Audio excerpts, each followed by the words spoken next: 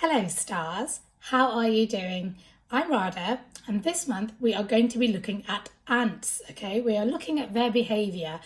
Now don't worry if you don't like touching insects and things like that. You're not actually going to touch any ants. You are going to watch them though, okay? So did you know that ants like to live together, okay? They are very, very social creatures, a bit like us humans really. They live in something called a colony, okay? And there's usually thousands of them that all live and work together to ensure their survival. Now they're really, really intelligent and they're really, really strong, but they don't have any eyes, so they have to communicate with each other using their antennae. So what you guys are going to do today is you're going to watch them to see how they work together to achieve really important goals like finding food and stuff like that, okay? Now everything they do is not random. If you find an ant colony, so if you walk around your garden or an outside space and if you look really, really closely, they're quite easy to find. There's hundreds of them everywhere. You'll see that they're all moving around really, really fast and it looks like they're all really disorganized, but every single movement that they do is actually a part of a bigger plan, okay? They all know exactly what's going on. Every time you see them come together and they touch their antennae, what they're doing is they're passing information to each other about what the next job is, okay? And ants are really good. They never say no to each other. They all know they want to survive. So whatever the information is from the last ant, the other one just goes and does whatever the other one says. It's like Chinese whispers, but they always have to say yes to the answer. So that's how they communicate. Now they have lots of different ways that they will all form together, or they'll all travel together, or they all collect around food together. They are not random. They are actually really organized because the ants have communicated that information to each other beforehand, so they all know exactly what to do. So you're going to put that to the test this month, okay?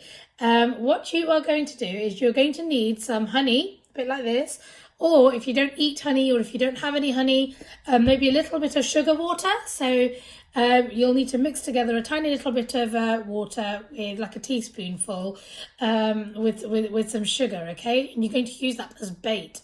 So for this month's task, what we are going to do is we are going to find some ants, okay? So walk around, maybe in your garden, maybe at the park, anywhere where you think you might find some ants. And drop a little bit, just a little drop of your honey or your sugar water just nearby to where their colony is, okay? Doesn't have to be too close because they will find it fairly close to their colony, and then just sit and watch, okay, what happens. What you will find is that there'll be one ant that comes along. He's called the recruiter, okay, or the leader. And he will come along to investigate, what's this? Is it anything good? He will obviously find the honey, okay? And then he will go back to his ant colony, and using his antennae, he'll communicate that information. And then the rest of them will start to come one by one, okay? Watch how they all travel to the honey and then how they gather round and actually eat that honey. It'll take a little while, so you might need to sort of be patient and watch. It might take sort of 5 or 10 minutes before they all sort of start to figure out what's going on. Take photos of them while they're doing this and see if you can spot who the leader is and how they travel. Once they have all found the honey and they are sort of doing their thing, then I want you to get an object. It might be a stone or a brick or, I don't know, something, a piece of Lego, whatever. Put it in the way of their path, okay? And then what you've done is you've blocked their path. The leader will have left some hormones, they're called pheromones, for the others to follow so that they know where the honey is and they can find their way to and from it. When you block the path, you are blocking the direction of which they're all travelling. So then watch what happens, okay? Do they get lost? Do they all just go home? What happens? I want you to report back to me on what you find.